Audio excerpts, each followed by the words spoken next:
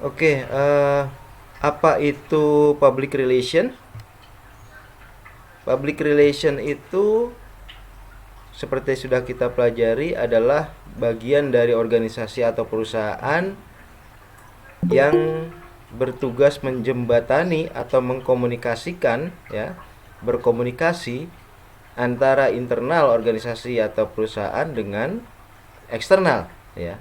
Siapa saja pihak eksternal ini? Ya, masyarakat, pemerintah, pers, ya, atau konsumen yang katakanlah merasa dirugikan, ya, atau konsumen yang merasa mengalami masalah misalnya setelah memakai produk dari perusahaan tersebut, misalnya gitu ya. Misalnya ada sekelompok masyarakat yang datang ke perusahaan, ya, dengan mengeluhkan eh, perutnya sakit setelah meminum obat, misalnya obat asam urat misalnya gitu ya. Kok setelah minum obat asam urat dari perusahaan Anda ini kami mengeluh lambung kami sakit, ya, usus kami sakit, bahkan ada katakanlah yang mohon maaf BAB darah gitu ya karena obat ini gitu ya. Nah, itulah tugas public relation untuk melayani, ya, untuk menerima mereka, mendapatkan keluhan dari mereka, kemudian memberi respon, ya. Responnya misalnya dengan Bapak Ibu jangan khawatir bahwa kalau penyakit yang Bapak Ibu derita adalah karena obat dari kami, maka kami akan bertanggung jawab dan kemudian kami akan meneliti dulu, melakukan penelitian apakah benar obat kami ini mengandung senyawa kimia yang bahaya misalnya bagi kesehatan lambung, perut, ya, usus gitu ya. Nah, setelah itu setelah konsumen diyakinkan bahwa tidak akan dirugikan, akan mendapat ganti rugi dengan kata lain, maka kemudian public relation menghubungi bagian-bagian lain di perusahaan untuk melakukan penelitian, ya. Apakah benar keluhan masyarakat itu disebabkan oleh obat dari perusahaan ini gitu ya. Dilakukanlah penelitian, riset demi riset, ya. Dan kalau ternyata memang ada senyawa kimia yang membuat lambung atau usus konsumen itu rusak atau terganggu, maka kemudian public relation mengumumkannya ke publik sebagaimana adanya, sebagaimana faktanya gitu ya. Bahwa ternyata memang ada kimia dari obat yang diproduksi oleh perusahaan kami yang katakanlah kontra kontra kalau di obat itu kontra, saya lupa ya. Yang intinya adalah kalau seseorang itu memiliki sakit perut atau usus misalnya, maka dia tidak boleh minum obat itu. Kontraindikasi, saya baru ingat, kontraindikasi. Kalau ada kontraindikasi usus, lambung gitu, tidak boleh minum obat itu, maka kemudian jangan minum gitu ya. Nah, ternyata ada bagian itu. Maka kemudian dijelaskanlah faktanya, dan kalau memang obat itu menyebabkan kerusakan atau penyakit di lambung konsumen, maka kemudian perusahaan harus bertanggung jawab kalau memang tidak tertulis kontraindikasi, ya. Tapi kalau sudah tertulis kontraindikasi, maka kemudian diteliti lebih baik, lebih jauh apakah memang si pasien itu memang memiliki kontraindikasi berupa penyakit di lambung atau di ususnya gitu ya. Nah, kalau ternyata iya, ya berarti memang konsumen yang kurang teliti. Tetapi kalau ternyata tidak ada riwayat penyakit lambung atau usus dari konsumen dan ternyata konsumen menderita penyakit itu setelah minum obat itu, maka tentu saja perusahaan harus bertanggung jawab gitu ya. Nah, itulah yang dilakukan oleh public relation, menyelesaikan keluhan-keluhan masyarakat, menyelesaikan keluhan-keluhan konsumen terhadap suatu produk dari suatu perusahaan itu gitu ya. Nah, kalau seandainya ternyata penyakitnya itu bukan dari obat itu, maka itu juga harus dijelaskan bahwa penyakit Bapak Ibu itu tidak terkait dengan obat yang diproduksi oleh perusahaan ini gitu ya. Mungkin ada katakanlah penyebab lain orang-orang itu bisa sakit perut gitu ya. Misalnya begini, keluhan itu disampaikan oleh orang-orang yang dalam satu kampung misalnya. Oh, ternyata ada sumur yang mereka pergunakan bersama, ternyata mengandung bakteri dan itu menyebabkan sakit perut, gitu ya. Nah, itu yang harus dijelaskan, gitu ya. Jadi public relation juga harus berusaha menjelaskan bahwa penyakitnya itu bukan akibat obat, kalau memang bukan akibat obat yang diproduksi oleh perusahaan tersebut, gitu ya. Dan kemudian meminta bantuan misalnya kepada instansi terkait untuk meneliti, dan kemudian ditemukan bahwa oh ya, ada sumber air yang dipergunakan bersama yang ternyata mengandung bakteri dan menyebabkan sakit perut orang-orang itu, gitu ya. Maka kemudian masalah terselesaikan, gitu ya. Dan kemudian perusahaan bisa terhindar dari krisis, ya. Bisa terhindar dari krisis karena kalau keluhan itu tidak diselesaikan, maka kemudian kekecewaan publik itu menjadi membesar dan menyalahkan perusahaan, maka reputasi perusahaan yang buruk jadinya, gitu ya. Brand atau image perusahaan yang rusak, yang tercoreng. Dan kalau brand atau image atau reputasi perusahaan sudah menjadi buruk, maka siap-siap saja suatu perusahaan itu masuk ke dalam tahapan krisis, gitu ya. Dan kalau sudah masuk tahapan krisis, ini bahaya, gitu ya. Ini bahaya. Kalau sudah krisis apapun, krisis keuangan atau krisis kepercayaan dari konsumen, itu akan menyebabkan perusahaan itu bangkrut secara perlahan-lahan, gitu ya. Misalnya manajemen krisis, kondisi krisis yang sekarang alami oleh Garuda Indonesia misalnya, seperti Anda lihat di berita-berita ya, bahwa Garuda Indonesia mengalami krisis, dan sebenarnya kalau itu bukan BUMN maka dia sudah bangkrut sebenarnya, gitu ya. Nah, itulah kondisi yang sangat bahaya, gitu ya. Nah, public relation atau humas itu berusaha untuk menghindarkan perusahaan dari kondisi krisis yang diakibatkan oleh keluhan-keluhan konsumen atau yang diakibatkan oleh rusaknya reputasi, rusaknya image brand dari perusahaan, gitu ya. Nah, kalau sudah masuk ke dalam krisis, memang seluruh bagian dari perusahaan harus bekerja ekstra keras untuk menghindarkan perusahaan dari kebangkrutan, gitu. Apa yang dihadapi oleh manajemen Garuda Indonesia sekarang adalah itu. Bagaimana agar Garuda Indonesia terhindar dari kebangkrutan. Coba bayangkan, sekarang manajemen penerbangan Garuda Indonesia, perusahaan penerbangan Garuda Indonesia sedang krisis karena krisis keuangan, ya, menjadi kebangkrutan. Maka akan ada kemungkinan konsumen itu menghindari Garuda Indonesia sekarang. Kenapa? Karena dalam perusahaan yang sedang krisis kan tidak ada uang. Tentu tidak ada uang juga untuk melakukan pemeliharaan pesawat. Bagaimana suatu perusahaan penerbangan yang tidak memiliki dana untuk pemeliharaan pesawat? Tentu pesawatnya akan menjadi rusak dan bahaya untuk kalau konsumen menumpangi pesawat itu, gitu ya. Nah, disitulah maka kemungkinan konsumen akan menghindari Garuda Indonesia, naik Garuda Indonesia, karena dicurigai bahwa pesawat-pesawatnya tidak mampu dipelihara dengan baik, gitu ya. Itu bahaya sekali kalau sudah image-nya sudah seperti itu, maka benar-benar sudah masuk ke tahap krisis. Dan kalau itu tidak bisa dihadapi, diselesaikan, dicari solusinya, maka pada akhirnya Garuda Indonesia akan bangkrut karena kehilangan penumpang, bangkrut karena tidak lagi memiliki pemasukan, gitu ya. Nah, itulah yang harus dihindari oleh seluruh staf di suatu perusahaan, termasuk atau terutama public relation. Bahwa public relation adalah memanage atau mengelola reputasi, brand, image, sehingga reputasi, brand, image itu menjadi lebih baik, ya. Tidak hanya terpelihara tetapi juga menjadi lebih baik. Itu kira-kira peran penting dari public relation, ya. Yang ke depan itu akan semakin penting. Kenapa? Karena ke depan itu kan kita sudah hidup dalam era dalam era informasi, ya. Era informasi. Dalam era informasi itu kita hidup dalam informasi yang berseliweran, ya. Kalau informasi-informasi buruk yang ada di publik tentang suatu perusahaan, maka perusahaan itu akan semakin buruk pula reputasinya, image-nya, brand-nya, dan pada akhirnya dia akan kehilangan konsumen, dan pada akhirnya dia akan bangkrut. Dan proses ini akan semakin cepat karena kita akan semakin masuk ke dalam era informasi, era digital, era globalisasi, ya.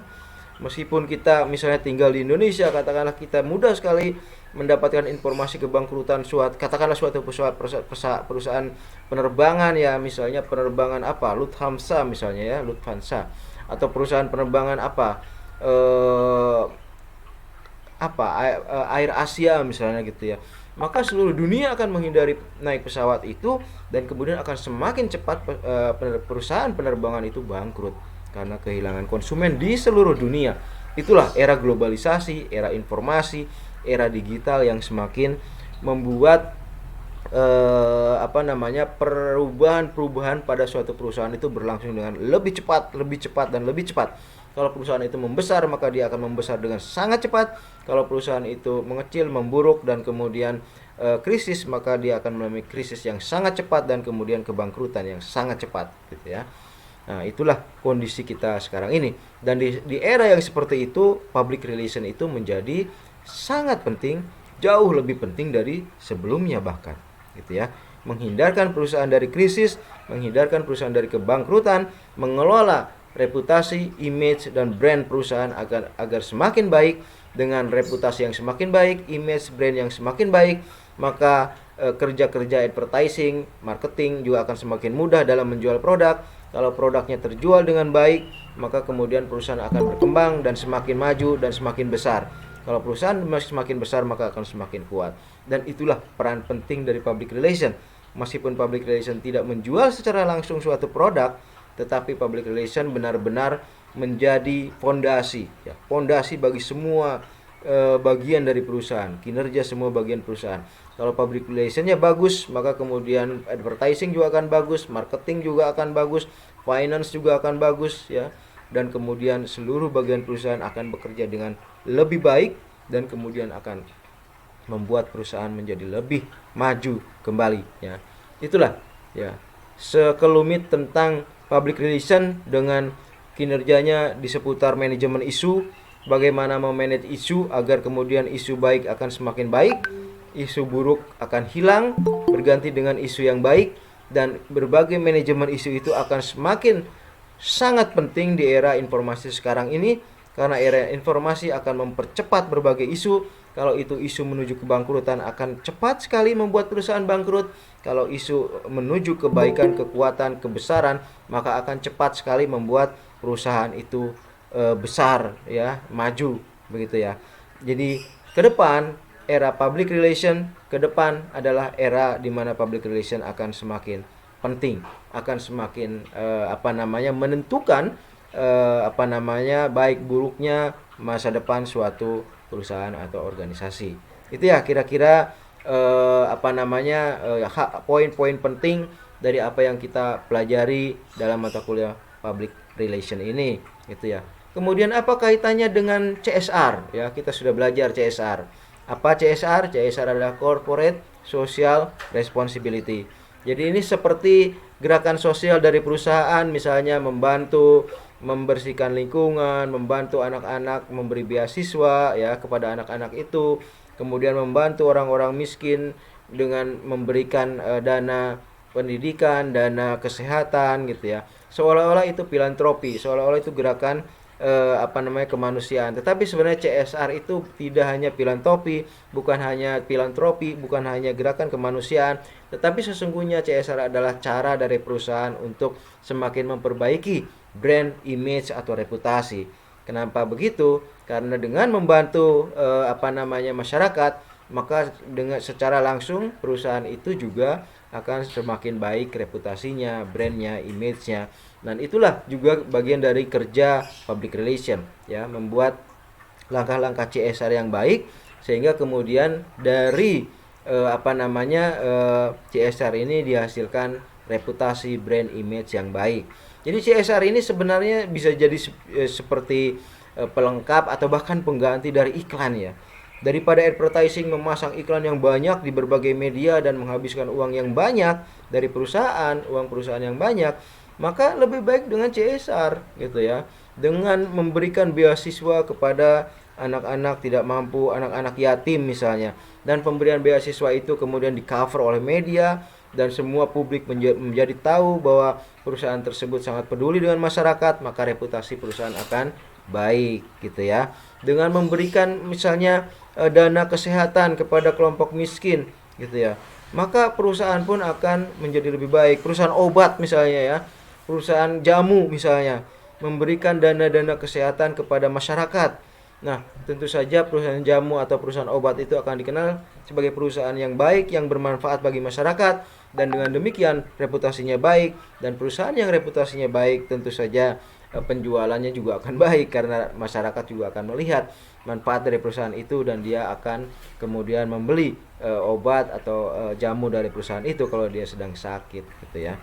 Itulah terkaitan antara reputasi, brand image, CSR dengan public relation.